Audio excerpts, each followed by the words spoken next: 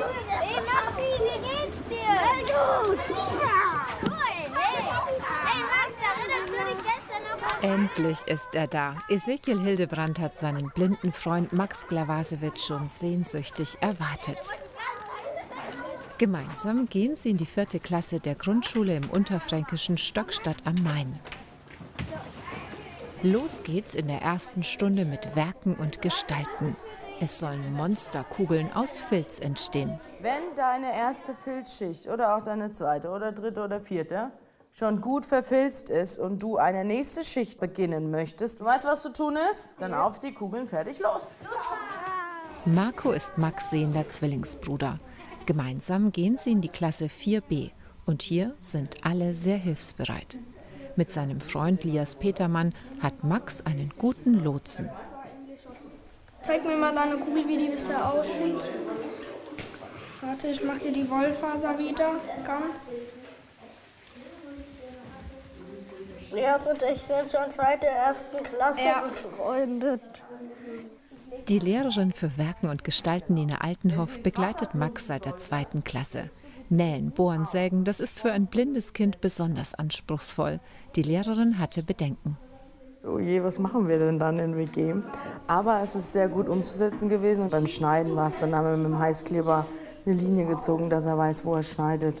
Während hier noch fleißig weitergefilzt wird, stellt Klassenlehrerin Verena Sedler schon mal die Unterrichtsmaterialien für Max zusammen.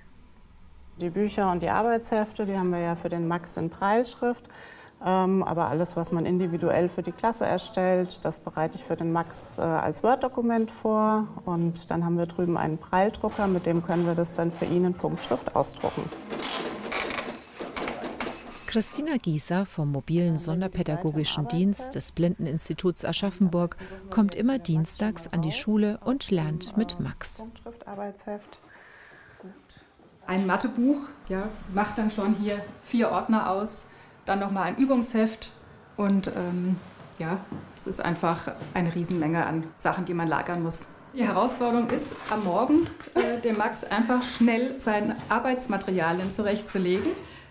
Frau Sedler ist dann hier beschäftigt, erstmal die Punktschriftseite im Buch zu finden, das passende Material und dann kann es eigentlich erst losgehen. Guten Morgen, 4b. Guten Morgen, Frau Sedler. An diesem Tag lernen die Schülerinnen und Schüler das Wappen der Marktgemeinde Stockstadt am Main kennen. Was die anderen über die digitale Schultafel sehen, erarbeitet sich Max an einem eigens für ihn gebastelten Wappen aus Moosgummi. Wenn du dir die Farben noch mal anschaust, oben dieser Busch auf dem Helm, welche Farbe hat er? Rot. Genau. Ich kann es an so eine Art, bisschen in der Mitte von hell und dunkel kann ich das erkennen. Kann ich ungefähr schätzen, was das ist. 6 mal 3. Hefteinträge mit Füller bei den Klassenkameraden sehen bei Max so aus. Er tippt auf der mechanischen Punktschriftmaschine. 30 geteilt durch 3. Immer an seiner Seite eine Schulbegleitung, aktuell Sabine Schnall. Sie hat die Brailleschrift erst mit Max gelernt und das war abenteuerlich. Am Anfang hat mich die Sabine mal gefragt, weil sie nicht wusste, was sie geschrieben hat.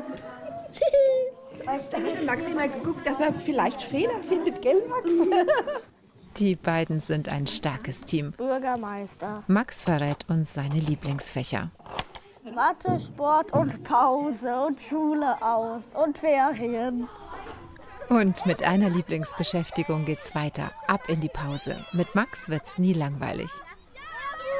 Und er ist auch immer gut drauf. Der kann jeden von unserer Klasse riechen, am Geruch erkennen. An der Stimme? Ja, und das finde ich toll. Er kann halt viele Dinge, was wir nicht können. Was zum Beispiel? Er kann viel besser hören als wir. Ja, und er kann zum Beispiel wieder mit einer Schreibmaschine schreiben, was wir nicht können. Einschalten. Der 9-Jährige lernt im Gegensatz zu Sehenden das Arbeiten am Computer ohne Maus.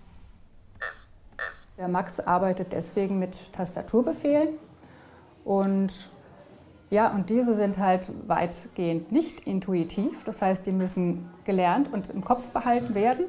Deshalb übt Max auch zu Hause täglich 10 Minuten. Er hat noch viel vor. Dann fragt mich irgendwann mal jemand im Büro, vielleicht kannst du an der Tastatur schreiben und dann sage ich ja. Die Ausgabe erfolgt über die elektronische Braillezeile. Ich lese die Wörter. Wir sehen uns, bis bald.